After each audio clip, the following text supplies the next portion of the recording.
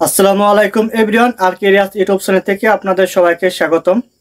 তো বন্ধুরা, অনেকেরই প্রশ্ন যে বাংলাদেশে অন্তর্বর্তীকালীন সরকার থাকা অবস্থায় কিন্তু নিয়োগ পরীক্ষা তেমন হচ্ছে না। তো মেগা মেগা যে বেশ কয়েকটি সার্কুলার ছিল, তার ভিতর অন্যতম হচ্ছে ফুডে, যে আপনার ফুডে সার্কুলার রয়েছে, ভূমি অফিসের সার্কুলার রয়েছে।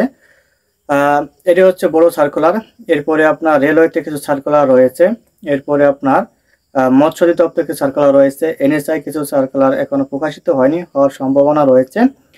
কাস্টমসে কিছু সার্কুলার প্রকাশিত হয়েছে, তাদের পরীক্ষা এখনো হয়নি বা কোথাও কোথাও শারীরিক পরীক্ষা হয়েছে। আজকের এই ভিডিওটি মূলত আলোচনা করব যে আপনার এই বাংলাদেশের সরকারি চাকরি পরীক্ষা কবে নাগাদ হতে পারে বা কবে থেকে শুরু হবে। আর এই ভিডিওর মাধ্যমে আলোচনা করব যে আপনারা প্রস্তুতি কিভাবে নেবেন সে বিষয়ে। তো বন্ধুরা, বিস্তারিত আলোচনা শুরু করার আগে আপনি যদি আমার এই চ্যানেলে নতুন হয়ে থাকেন, চ্যানেলটি অবশ্যই সাবস্ক্রাইব করে রাখবেন যাতে পরবর্তী ভিডিও আপনি খুব সহজে পেতে পারেন। তো চলুন ভিডিওটি শুরু করা যাক।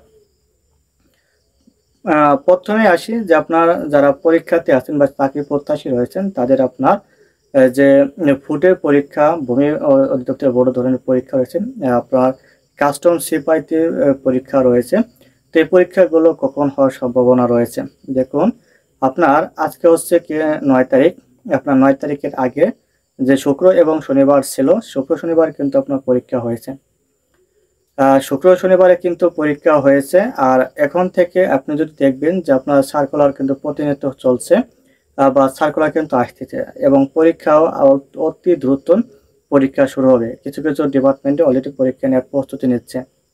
এবার পরীক্ষা নেওয়ার ক্ষেত্রে আপনারা জানেন যে পরীক্ষা যদি নিতে চান, আপনারা যেমন আবেদন করার সময় একটি টাকা প্রদান করেছিলেন সরকারের নিকট, ঠিক সরকারের আপনার পরীক্ষা নিতে গেলে একটা খরচ আছে। সেই খরচটাকে আপনার করতে হয়, ব্যয় বহন করতে হয় সরকারকে। তো এখানে আপনার কয়েকটি ধাপ রয়েছে সেই মানে আপনার এগুলো আনার জন্য, খরচগুলো আনার জন্য।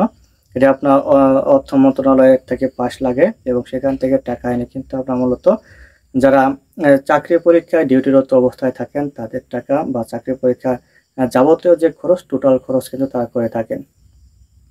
আর এই অর্থ মন্ত্রণালয় থেকে তাদের ছাড়পত্র এবং তারা যদি টাকা দেয় তাহলে কিন্তু পরীক্ষা নেওয়া সম্ভব।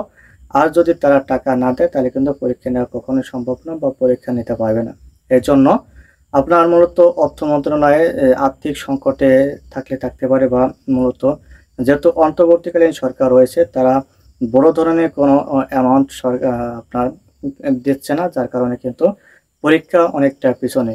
এবং আপনারা জানেন যে বর্তমান দেশের যে পরিস্থিতি, এখানে আন্দোলনের উপর আন্দোলন চলতেছে। এই আন্দোলন চলার কারণে আপনার নানাবিধ পরীক্ষা কিন্তু পিছিয়ে ছিল। তো এখন থেকে পরীক্ষা যেহেতু শুরু হয়েছে, বা আপনার অলরেডি পরীক্ষা চলতেছে, তো আপনার এখন পরীক্ষার আপডেট পাবেন। এবার আপডেট হচ্ছে যে আপনার ফুডে কিন্তু অনেক ভালো মানের একটা চাকরি, ফুডে চাকরি রয়েছে, ইউনিয়ন সমাজকর্মীর চাকরি রয়েছে, তারপরে ভূমি জরিপ অধিদপ্তরে রয়েছে, এরপরে আপনার কাস্টমস সিপাইতে রয়েছে, আরও বিভিন্ন মন্ত্রণালয়ে বহুত সার্কুলার কিন্তু পূর্বে প্রকাশিত হয়েছিল, তাদের পরীক্ষা এখনো হয়নি। আপনারা দেখবেন আরও একটা বড় সার্কুলার রয়েছে, সেটা হচ্ছে আপনার মুদ্রণ, মানে মুদ্রণ অধিদপ্তর। সেই মুদ্রণ অধিদপ্তর কিন্তু অনেকগুলো লোক ওখানে কিন্তু সার্কুলার প্রকাশিত হয়েছিল, বাট পরীক্ষা কিন্তু এখনো হয়নি।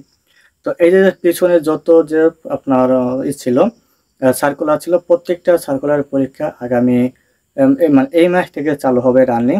এই মাস থেকে কম বেশি শুরু করে এখন থেকে আপনার দেখবেন যে প্রত্যেক সপ্তাহে কম বেশি করে চাকরির পরীক্ষা থাকবে, এবং সার্কুলার অব্যাহতভাবে থাকবে।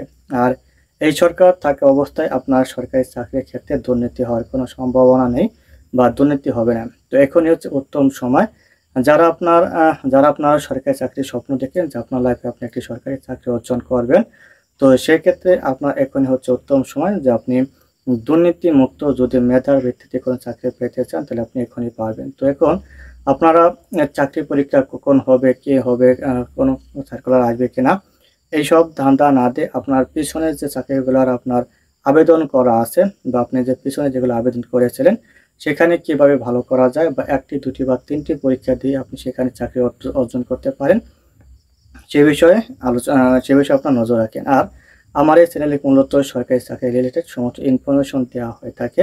আপনারা আমার চ্যানেলে যদি নতুন হয়ে থাকেন, চ্যানেলটা সাবস্ক্রাইব করে রাখবেন, তাহলে আপনি বাংলাদেশের সরকারি চাকরি রিলেটেড সমস্ত ইনফরমেশন কিন্তু এই চ্যানেল থেকে পেয়ে যাবেন। তো বন্ধুরা, আজকের ভিডিও এ পর্যন্তই। সে ভালো থাকবেন, সুস্থ থাকবেন। আসসালামু আলাইকুম।